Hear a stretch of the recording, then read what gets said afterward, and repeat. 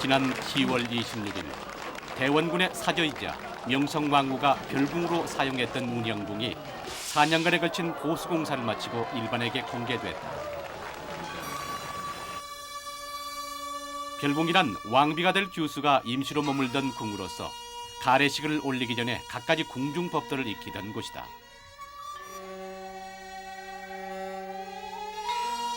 이날 운영궁 개관 기념 행사에선 130년 전 바로 이곳에서 열렸던 고종과 명성왕후의 가래식이 재현돼서 눈길을 끌었다.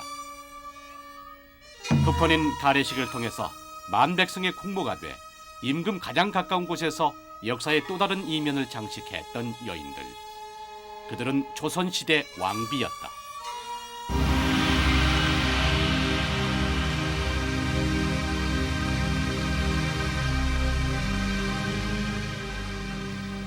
우리가 평소 알고 있던 조선시대의 왕비는 어떤 모습일까요? 임금의 사랑을 독차지하기 위해 궁궐내에서 끊임없이 암투를 일삼던 시기와 질투의 여인, 또 임금의 사랑을 잃더라도 눈물과 희생을 강요받았던 비련의 여인, 또 외척 세력을 동원해서 왕을 허수아비로 만들고 결국 국정을 혼란스럽게 만들었던 여인, 그것이 평소 우리가 알고 지내던 조선시대 왕비에 대한 고정관념이 아닐까요? 오늘 역사 추리는 우리가 가지고 있는 이 고정관념 뒤에 가려져 있던 왕비에 대한 새로운 사실을 알아보고 그것을 통해서 조선시대의 한 단면을 살펴보고자 합니다. 만인의 부러움을 한 몸에 받았던 임금 다음 가는 또 하나의 지존, 왕비. 그 왕비를 올바르게 아는 것은 조선을 정확하게 바라볼 수 있는 또 다른 방법일 것입니다. 평범한 규수가 한 나라의 왕비가 되는 순간, 그것은 바로 혼례식입니다. 성대한 국왕의 혼례식. 대궐에서 왕의 어명을 받은 사신들이 신부가 머물고 있는 별궁에 찾아온다. 혼례식 전에 신부를 왕비로 책봉한다는 왕의 책명을 전달하기 위해서다. 책명을 담은 교명함이 단자 위에 올려지면 이를 받기 위해서 드디어 신부가 등장한다.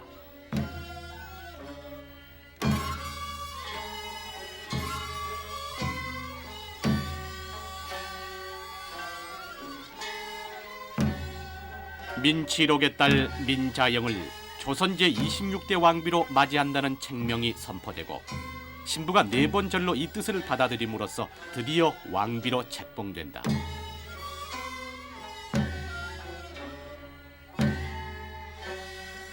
포위에 오른 왕비에게 상궁들이 일제히 절을 올리고 예를 표함으로써 신부를 왕비로 책봉하는 책비 의식이 끝나게 된다.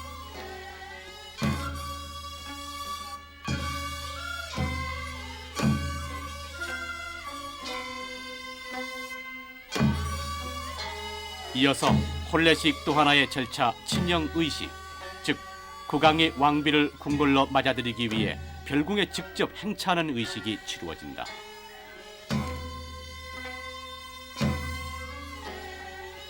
국왕이 별궁에 도착하자 종친과 문무백관들이 도열한다. 국왕이 왕비를 맞아들이기 위해서 단 위에 오르면 드디어 왕비가 입장한다.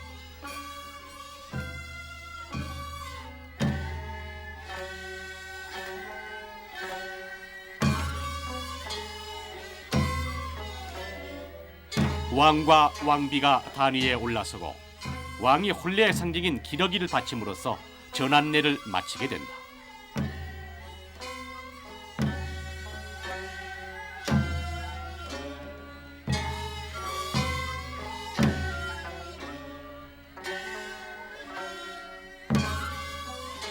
궁궐로 들어갈 왕비에게 집주인이 훈계를 하고 나면 왕이 다시 단위로 올라오게 된다.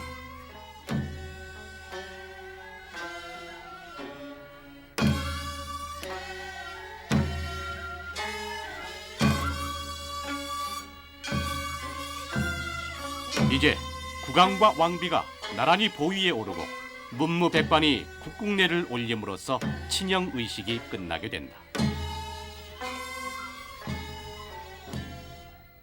마침내 왕비가 탄생했습니다. 이제 이 왕비는 왕실의 살림을 이끌어갈 궁궐의 안주인으로서 또 온 백성이 우러러보는 한나라의 국모로서 중요한 역할을 맡게 된 것입니다. 원래 왕의 혼례식은 나라님의 혼인, 즉 국혼이라고 해서 온 나라 안의 잔치였습니다. 그렇게 중요한 행사였으므로 그 절차가 엄격하고 까다로울 수밖에 없었을 것입니다. 이번 운현궁에서 열린 가례식은 그중 일부를 재현한 것입니다. 원래 국왕의 혼례식은 6단계로 나뉘어져 치러졌다고 합니다. 그것을 가리켜 육례라고 합니다. 그렇다면 그 엄격하고 까다로웠던 6단계의 행사 내용은 과연 무엇이었을까요? 가례도감 의궤에는 당시 국왕의 가례식 절차인 육례의 내용이 상세히 기록돼 있다.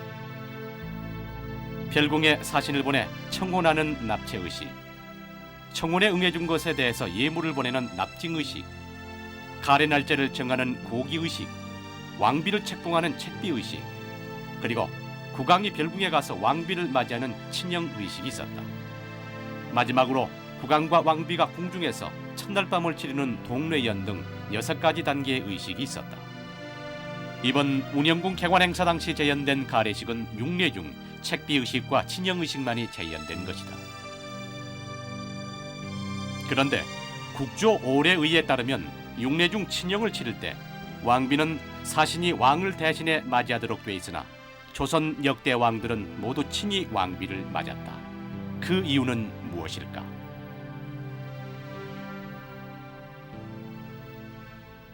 첫 번째는 선조 이후에 별궁에서 왕비를 기거토록 하는 그런 것이 이제 관행화되어 왔고, 그러다 보니까 임금이 직접 사가에 나가지 않고도 별궁에서 왕비를 맞이할 수 있게 됐다라는 그런 변화가 있었고, 또 한 가지는 그 왕이 왕비를 맞이하는 의식에 직접 참여함으로써 그 왕비를 존중한다라는 그런 의미도 포함이 돼 있었던 것이 아닌가 생각이 됩니다.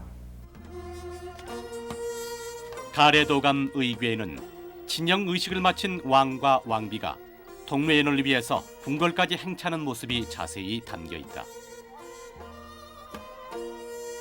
사령을 필두로 해서 전사대가 따르고 1700여 명의 긴 행렬이 이어진다. 국왕의 가마 뒤에는 가례의식 때 사용됐던 여러 물품들을 실은 가마들이 뒤따른다. 교명을 실은 교명요이, 옥책을 실은 옥책요이, 그리고 대물을 실은 금보요이 등에 이어서 왕의 가마와는 달리 사방을 막아서 아무도 볼 수 없도록 한 왕위 가마가 따르게 된다.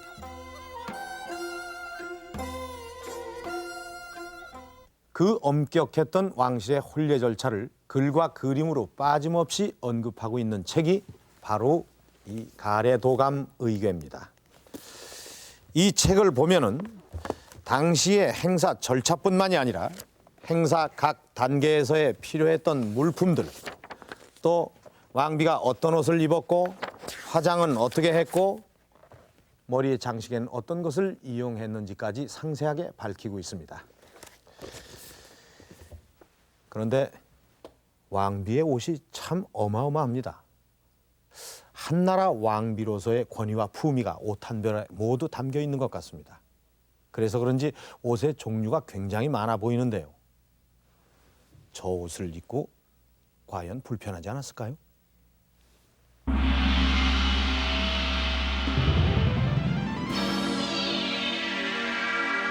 참으로 아름다운 옷입니다. 이 색깔로 보나 문양으로 보나 정말 하나의 옷이라기보다는 예술 작품에 가깝다는 느낌이 들기도 합니다. 여자라면 누구나 한 번쯤 입어봤으면 하는 탐낼 만한 옷입니다. 요 동그란 수원적이 반듯반듯해지도록. 아유, 선생님 안녕하세요. 아, 예, 어서 오세요. 저기 왕비복을 지금 다리고 계시다 그래서 네, 왔는데 네. 복을 제가 좀 입어보고 싶어가지고 네. 이렇게 여기까지 찾아왔습니다. 네. 제가 좀 입어볼 수 있을까요?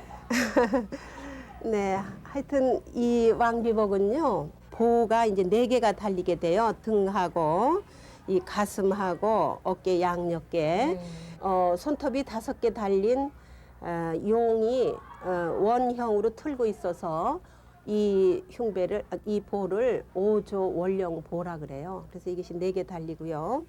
그다음에 이 수원적은 이 봉황새가 자웅이 서로 마주보고 있는 문양인데 양쪽 소매에 9개씩 이렇게 쭉 이렇게 꼬맸습니다. 그러니까 양쪽 소매니까 18개가 되죠. 그래서 이 수원적 수가 전부 51개나 돼요. 네. 예복 치마로는 청홍 치마를 이렇게 같이 입어야 예복 치마가 갖추어지는 거예요. 저고리 삼작이라고 그래가지고요. 이와 같이 꽃분홍 저고리를 속에 입고 또 노란색, 송화색 저고리를 또 입고 그리고 초록색 꽃분홍색, 송화색, 초록색의 저고리 3작을 비롯하여 남색 스란치마, 홍색 대란치마, 거기에 별이 저기에 이르기까지 왕비 홀레복의 종류는 상당히 다양합니다. 옷의 종류가 많은 만큼 그 옷을 다 입기까지는 상당히 긴 시간이 걸렸습니다.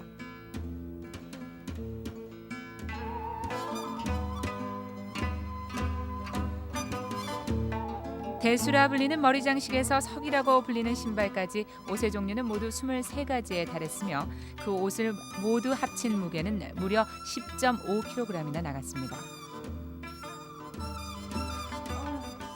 머리도 듣지 못하겠고 너무 힘들어요. 이거 조선시대 왕비께서 이걸 입고 평소에 어떻게 생활을 했을까요, 교수님? 이 저고리는 평소에 네. 늘 입는 평상복이 아닙니다. 평소에는 아까 이 속에 입었었던 네.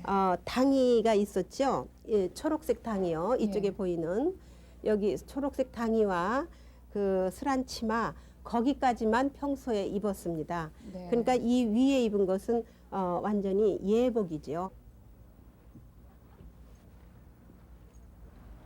왕비는 평소에는 소박하고 검소하게 옷을 입음으로써 만백성의 모범이 되도록 했습니다. 그러나 홀레복만큼은 가장 정성을 들인 옷, 그래서 가장 화려하게 만든 옷을 입도록 했습니다. 그것은 국혼이라고 일컬어지는 왕의 혼례식이 왕실의 권위를 나타내는 중요한 행사였고 또 장차 왕실의 대를 이을 왕비를 책봉하는 뜻깊은 자리였기 때문입니다.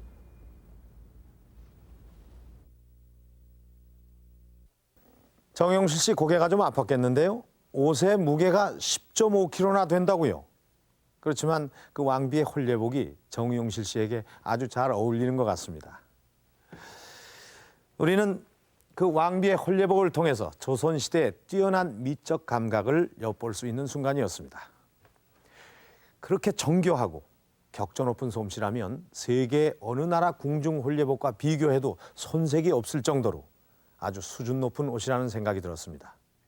그러나 이렇게 화려한 옷을 입을 수 있는 혼례식에 올라올 때까지 그 왕비의 후보들이 겪어야 할 절차는 정말 까다롭고 복잡했습니다. 이 왕비를 뽑는 절차를 간택이라고 합니다. 간택, 말 그대로 널리 가려서 뽑는다라는 의미입니다. 전국에 있는 많은 교수들 중에서 왕비의 적임자를 선발하는 그 간택 과정을 살펴보도록 하겠습니다. 왕통을 이어갈 왕이나 세자가 혼례를 치러야 할 나이가 되면 왕이나 세자와 비슷한 연배의 교수들의 혼인이 금지되는 전국적인 금혼령이 내려진다.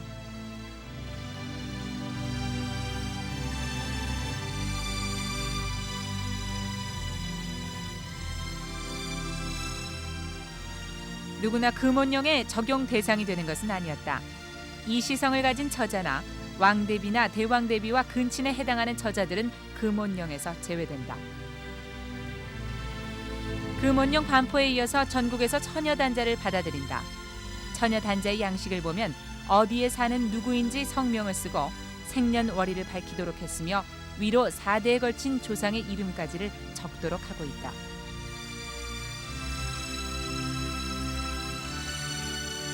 이 서류 심사를 통해서 초간택을 치를 30여 명의 처자들은 궁궐 문턱을 넘으며 소뚜껑을 밟도록 하는 풍습이 있었다. 궁궐의 안주인이 될 사람들임을 상징하는 것이다. 긴 복도에 문짝을 떼고 발을 친 다음 왕족과 상궁들이 발 뒤에서 이들을 지켜볼 수 있도록 했다. 그러나 정작 혼례를 치를 당사자인 왕이나 세자는 간택에 참여할 수가 없었다. 초간택에서 30명이던 인원수가 재간택에선 5명에서 7명으로 줄게 된다. 그 간택의 글자 자체가 이렇게 가려 뽑는 데는 거 아닙니까? 많은 데서 보고선 뽑는다 하지만 사실은 서류 심사에서 대강은 점을 찍어 놓습니다. 그래서 실제로다가 그 사도세자의 빈궁, 세자빈 간택적이에요. 보면 재간택적이 벌써 달려들는 거예요. 이 왕이 옆내로다 발 안으로다가 그 본인만 불러들여서 네가 아무의 손녀딸이고 아무의 딸이구나. 널 보니까 강개무량하다. 뭐 그런 식의 얘기를 해서.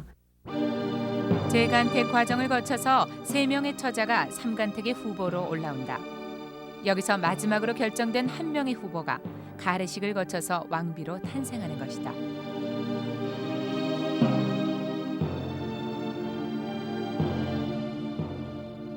정작 결혼을 하게 될 당사자인 왕이나 세자에겐 간택 시 선택 권한이 없었습니다. 그러나 임금에게는 왕비 이외에 많은 후궁을 둘 수 있었고 또 궁궐 내에는 후궁의 자리에 오를 수 있는 수많은 여자들이 있었습니다. 경국대전에 보면 궁궐에 상주하고 있는 여인들의 품계를 단계적으로 상세하게 기록을 해놓고 있습니다. 그것이 이른바 내명부입니다.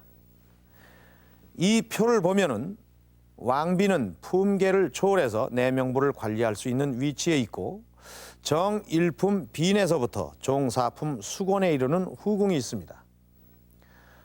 이들은 정식 간택을 통해서 후궁의 자리에 오르기도 합니다만 또 다른 방법, 즉 승은을 입고서 후궁의 자리에 오르기도 합니다. 궁궐 내에는 승은을 입을 수 있는 가능성이 있는 많은 여인들이 있었습니다. 과연 이 궁궐 내 여인들의 삶은 어떠했을까요? 궁인, 궁첩, 궁이 등의 이름으로 불리던 궁녀들은 이름만큼이나 다양한 소속과 직분을 가지고 있었다. 이들은 품계를 가진 정식 내인과 품계를 갖지 못한 견습 내인으로 분류됐고 대부분 4, 5세 어린 나이에 궁궐에 입궐해서 15년 후라야 관례를 치르고 정식 내인이 될 수 있었다. 또한 관례를 치르고도 15년이란 세월을 더 기다려야만 상궁이 될 수 있었다. 특히 임금의 측근에서 임금의 일상을 돕는 상궁들은 아주 특별한 계층에 속했다. 임금 가까이에 있다는 것은 승은을 입을 확률이 높은 것이기 때문이었다.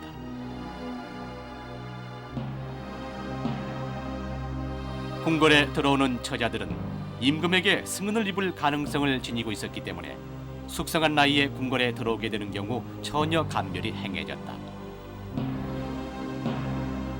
즉 앵무새 피를 팔목에 발라 묻으면 처녀고 흘러내리면 처녀가 아니라는 것이었다. 그러나 궁녀의 수가 600여 명에 달했다는 기록으로 보아 그 많은 여인들 중에서 왕의 눈에 띄기란 쉬운 일이 아니었다. 대부분의 궁녀들은 궁궐 안에서 평생 처녀로서 외로운 여생을 보냈던 것이다. 이렇게 외로운 생활을 했기 때문에 궁녀들 사이에는 동성연애자들이 존재하기도 했다. 당시 기록에는 동성연애를 뜻하는 대식이란 표현이 발견되기도 한다. 따라서 이런 궁녀들의 소원은 승은을 입어 후궁의 자리에 오르는 것이었다.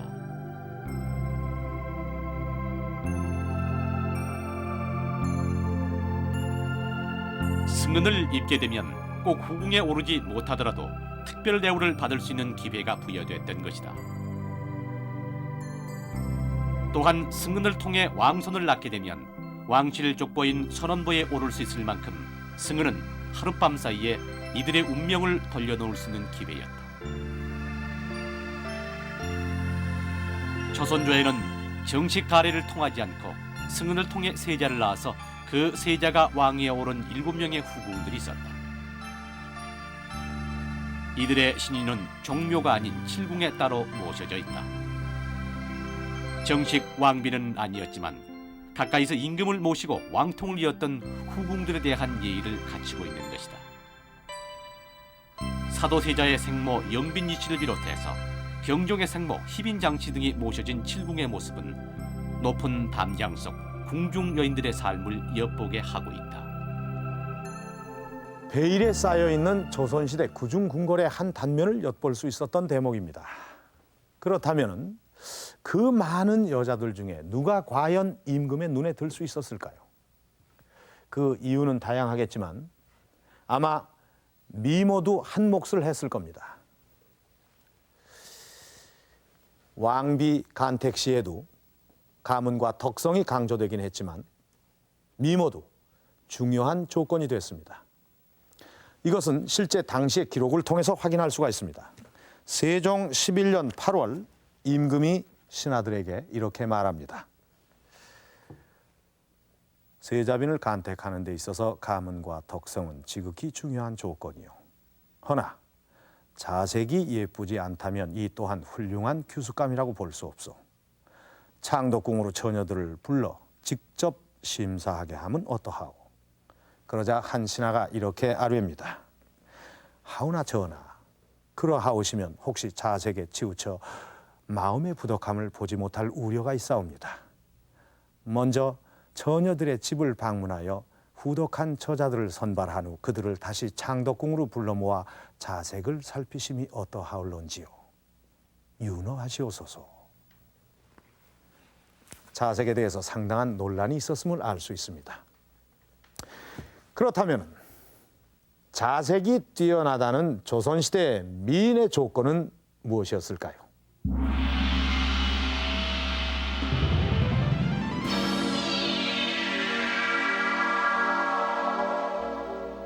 조선시대 미인들에 대해서 구체적으로 묘사해 놓은 기록들을 찾아보겠습니다.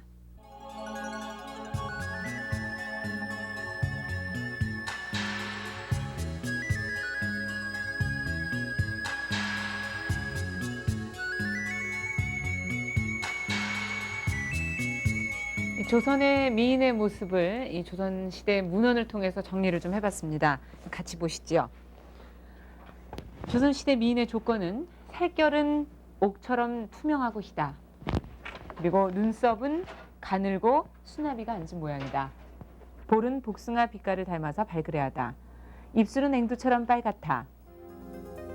그러나 왕비를 비롯한 조선시대 미인의 기준을 좀 더 구체적으로 알아보기 위해서 한국인의 표준 얼굴을 연구해온 조용진 교수의 연구실을 찾았습니다.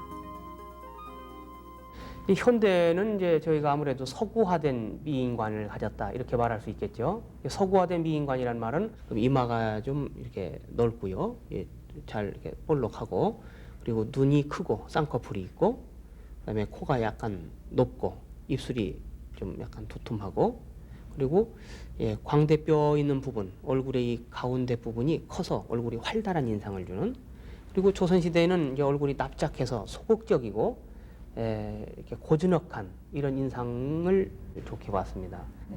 조선 사회에서는 그 신분에 따라 미의 기준이 달랐나요? 예, 그런 걸 이제 양반가의 그런 초상, 부인들의 초상, 귀부인들의 초상을 보면 그런 게 잘 나타나죠. 얼굴이 길지 않습니까? 그리고 이마가 높아요. 코가 깁니다. 턱도 크고, 입술이 너무 작지 않고, 그러나 두텁지 않은 아마 이런 형을 좋게 봤을 겁니다. 풍속화라든가 미인도에 나타난 이런 그림들은 그 모델이 대개 기생들이었고, 대개 서민 사회에서 또 우리나라 조선 후기에 좋게 봤던 이런 얼굴형입니다. 그럼 왕비 간택의 기준은 뭐 좀 다른 게 있나요? 양반가에서 며느리를 맞았기 때문에 왕비를 간택했으니까 양반가의 그 얼굴이 반영이 됐다고 볼 수 있죠. 지금 말로 하면은 좀 성적 매력이 있는 그런 미인형, 이런 형은 아주 혐오됐죠. 아주 배제됐습니다. 그래서 말하자면 얼굴이 좀 검소해 보이고, 실제적으로 보이고, 남성적으로 보이고, 이런 얼굴이라고 말할 수 있죠. 요즘 우리가 미인이라고 여기는 이런 탤런트들을 보면은 이 최실아 씨 같은 형은 남방계형이고, 원미경 씨나 고두심 씨 같은 분은 북방계형이라고 볼 수 있습니다. 조선 시대라면 이런 형은 왕비로 간택되는 예가 뭐 거의 없었을 겁니다. 그리고 이런 북방계 형에서 거의 독점적으로 왕비가 간택이 됐을 겁니다. 저라면 예, 과연 왕비로 간택이 될 수가 있을까요? 예, 절대로 안 되죠. 절대로 안 됩니까? 그렇습니까? 예. 얼굴이 긴다는 점은 북방계적인 특징을 어느 정도 가지고 있는데 기본적으로 북방계는 눈이 이렇게 크질 않습니다. 그리고 눈 쌍꺼풀이 있으면 그 당시로서는 아주 천상으로 여겼기 때문에 절대로 안 됩니다. 예. 조선시대 왕비 간택 시 중시됐던 미모의 기준은 현대적인 기준과는 많이 달랐습니다. 왕비나 세자빈이 갖추어야 할 미모의 기준은 얼굴 생김도 중요하지만 덕성이나 인품이 더욱 강조됐고 또 외모의 기준도 일반 서민들과는 많이 달랐습니다. 그러나 정식 간택을 거치지 않고 임금의 승은을 입어 후궁의 자리에 오르는 경우는 자색이 중요한 판단 기준이 됐을 겁니다. 당시에 경국지색이라고 일컬어지며 임금의 총애를 얻어 일개 궁녀에서 왕비의 자리에까지 뛰어올랐던 특별한 여인이 있습니다. 그녀가 바로 장희빈입니다. 어린 나이에 궁녀로 궁궐에 입궐한 장옥정. 그녀는 임금의 승은을 입어서 일개 궁녀에서 내명부 종사품 수권에 이르는 파격적인 대우를 받습니다. 그리고 정이품 소위를 거쳐 정일품 비내의 자리에까지 오르게 되고 급기야는 왕비로 책봉되기에 이릅니다. 이렇게 한 여인이 궁녀에서 왕비의 자리에까지 오를 수 있었던 원인은 과연 무엇이었을까요? 경신 환국으로 인해 정치의 주도권이 기존의 남인에게서 서인으로 넘어가게 된다.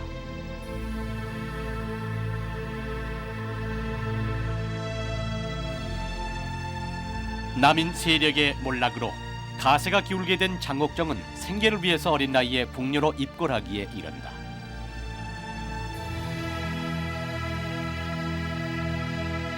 평소 미모가 뛰어나고 총명했던 그녀는 숙종의 총애를 한 몸에 받는다.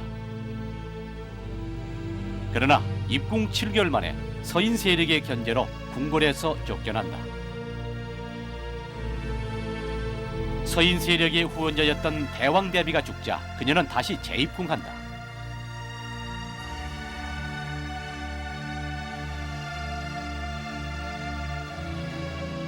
재입궁 후 그녀는 숙종의 총애를 받아 파격적인 대우를 받는다. 일개 궁녀였던 그녀가 내명부 종사품 수권에서 정이품 소위에까지 오르게 된다. 더욱이 그녀가 왕자 균을 낳고 그 왕자가 원자로 책봉되자 내명부 정일품 빈의 자리에 오르게 된다. 장희빈에 대한 숙종의 사랑은 대단한 것이었다. 그런데 원자 책봉의 부당함을 주장하던 서인 세력이 축출되면서 다시 남인 세력이 주도권을 잡는 기사 환국이 발생한다. 결국 이 사건으로 서인의 총수였던 송시열은 귀양을 가서 사약을 받게 된다.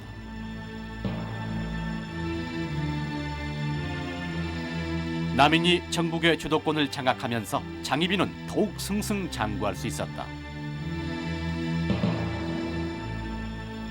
결국 서인 세력의 몰락과 함께 인현왕후 민비도 폐출된다.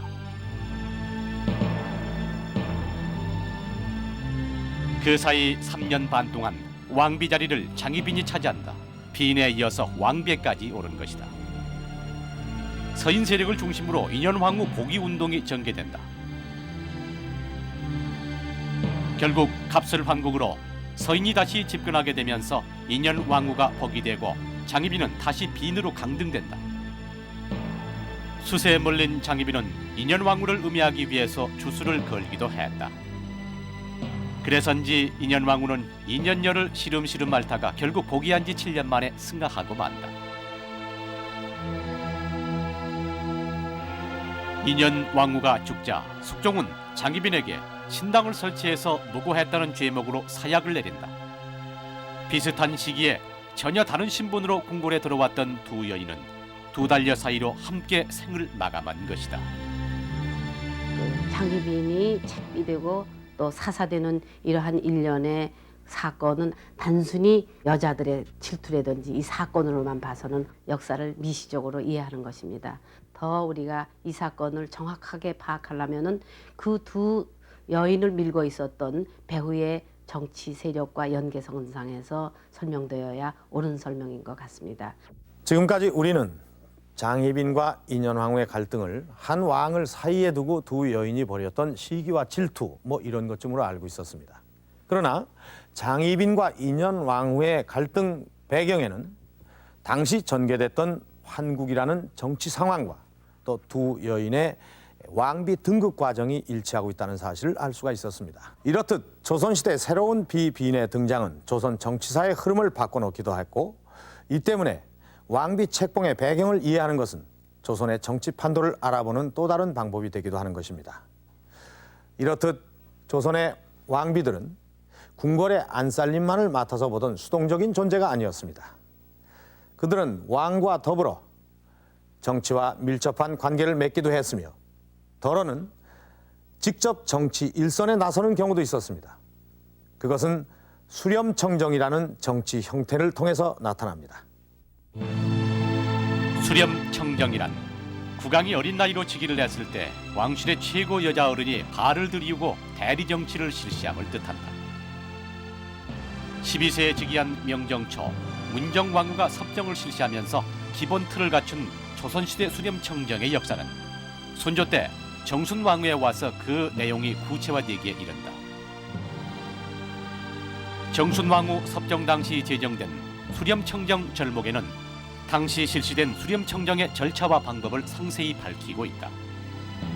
이렇게 완비된 제도 속에서 본격적으로 수렴청정을 실시하게 된 정순왕후는 단순한 후견인에 머무르지 않고 강력한 정치 권력을 행사한다.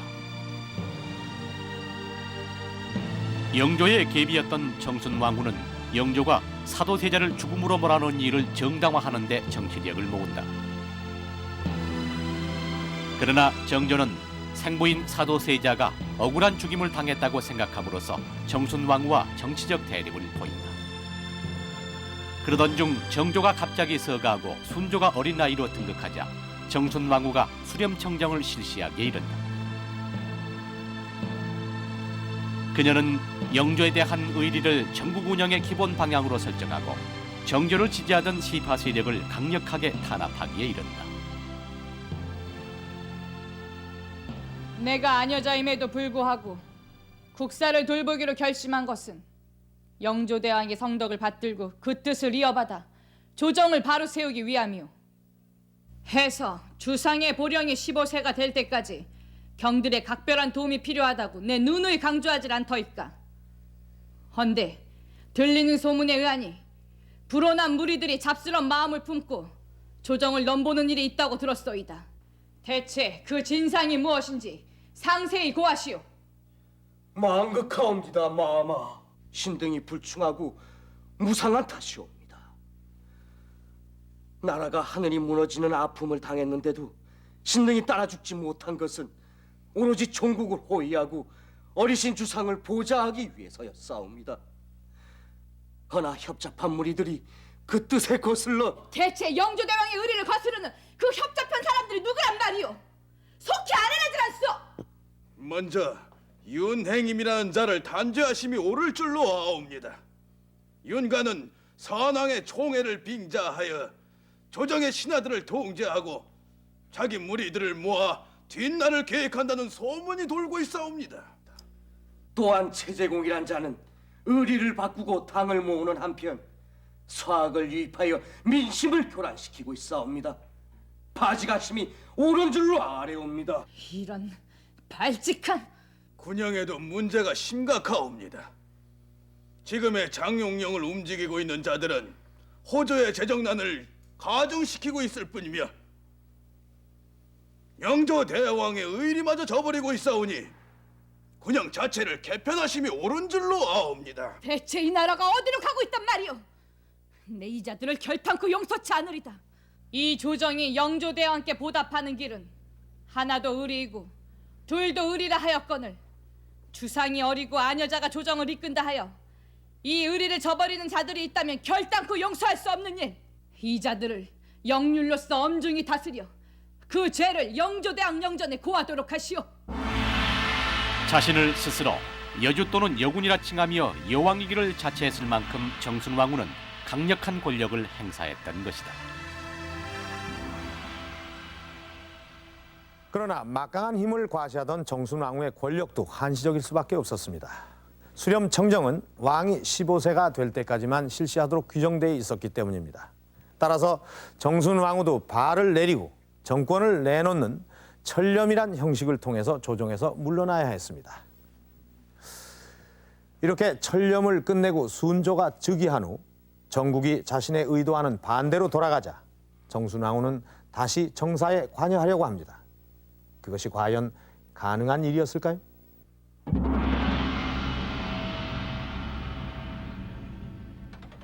오늘은 자정 깨워서 경들에게 기니 하게 하실 것이 있어 직접 수렴하실 것이오. 하오나 전하. 하오나라 하시었소? 내 지난 4년 동안 친히 조정을 이끌어 왔거늘 이제 와서 새삼 그것이 이상할 이유라도 있단 말이오. 이제 주상의 보령이 15세가 되셨사옵니다. 해서 직접 국정을 총괄하고 계시온데 이제 다시 수렴을 하신다 하면 온당치 않은 일인 줄로 아려옵니다. 거두어 주시옵소서. 대왕 대비마마, 신들은 마마께서 지난 4년 동안 총사를 바로 세워주시었고 민심을 안심시키는 은덕을 잊지 않고 있사옵니다. 하오나 수렴을 끝내고 철렴을 하신 후에 다시 조정에 나오시겠다 하심은 국조에 어긋나는 일일 뿐만 아니라 전례에 없던 일인 줄로 아옵니다.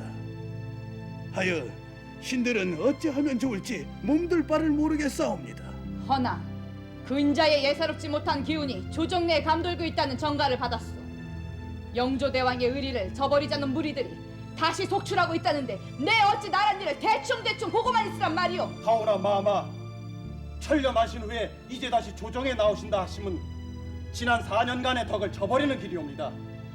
신은 이 일이 역사에 기록되어 후손들이 마마의 은덕을 그릇되게 평가하지는 않을까 우려되옵니다. 거두어 주시옵소서. 대체 이 조정엔 경돌 2사람밖에 없단 말이오. 매번 사단이 있을 적마다 안 된다 걷어달라 같은 말만 반복하니 내 답답하기가 이를 데 없소이다. 경들의 뜻이 정 그렇다면 오늘은 여기서 거두리다. 하지만 차후에 전할 말이 있을 땐 언교를 써서 내릴 터이니 그런 줄 아시오. 조선 후기 왕비가 정치에서 차지하는 위치는 그 시기 정치 질서를 잘 반영하고 있는 것이 사실입니다. 17세기 붕당 정치와 같이 신료들 사이에 형성되었던 정치 질서가 비교적 그들의 이념을 잘 반영하고 있을 때에는 왕비가 정치에 관여할 여지가 별로 없었습니다. 그러나 17세기, 18세기 군주와 신료들 사이에 형성되어 있던 정치 질서는 사실 19세기에 와서 많이 흔들린 것입니다. 그래서 그 이전의 유래를 찾기 어려운 세도 정치가 시행이 되는 것이죠. 그러나 조선왕조 몇백 년 동안 계속되어 왔던 정치 질서가 하루아침에 무너지지는 않습니다. 많이 약화되었다고 하지만 아직도 국왕의 권위란 강력한 것이죠. 그래서 그토록 큰 힘을 휘둘렀던 정순왕후마저도 일단 수렴청정을 끝낸 다음에는 다시 정치에 공개적으로 관여하면서 국왕의 권위를 위협할 수는 없었습니다. 4년 동안 천하를 호령하며 스스로를 여왕이라 칭하던 정순왕후도 일단 왕에게 권한을 넘겨준 다음에는 왕의 권위를 위협하는 일체 행동도 할 수가 없었습니다. 국법을 거스르거나 또 그동안 전해져 내려온 기본 정치 질서 자체를 깨뜨릴 수는 없었던 것입니다. 19세기에 들어서서 붕당 정치 질서가 흔들렸다고는 하지만 조선시대는 정치 자체가 공개적이고 매우 투명하게 이루어졌음을 알 수가 있습니다. 권력을 잡은 몇몇 소수에 의한 장막 정치가 아니고 원로 대신들이 국왕의 후견인 역할을 담당하는 이른바 원상제를 실시하는 등 토론을 통해서 정책이 결정됐던 것입니다. 그런데 이렇게 정치 일선에 나섰던 왕비들은 일부분에 지나지 않습니다. 이름이 알려지지 않은 대부분의 왕비들은 어떻게 생활을 했을까요? 조선시대 왕비에겐 가래를 올리기 전인 별궁 시절부터 엄격한 교육과 수련이 요구됐다. 내훈이나 소학 등을 통해 왕비로서의 교양과 궁중법도를 익혀야 했던 것이다.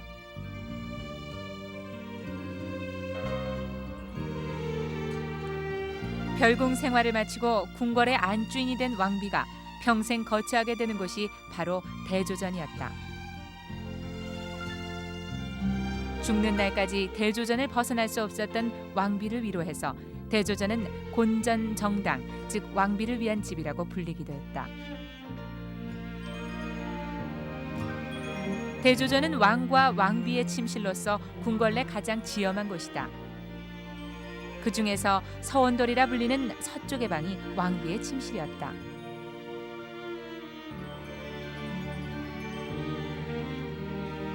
이곳에서의 왕비는 훌륭한 내조자로서의 역할뿐만 아니라 뛰어난 학문적 소양과 정치적 식견 등이 요구됐다. 당시 왕비들의 친필로 남아있는 문서에서 왕비들의 뛰어난 문장력과 학문적 식견을 엿볼 수 있다.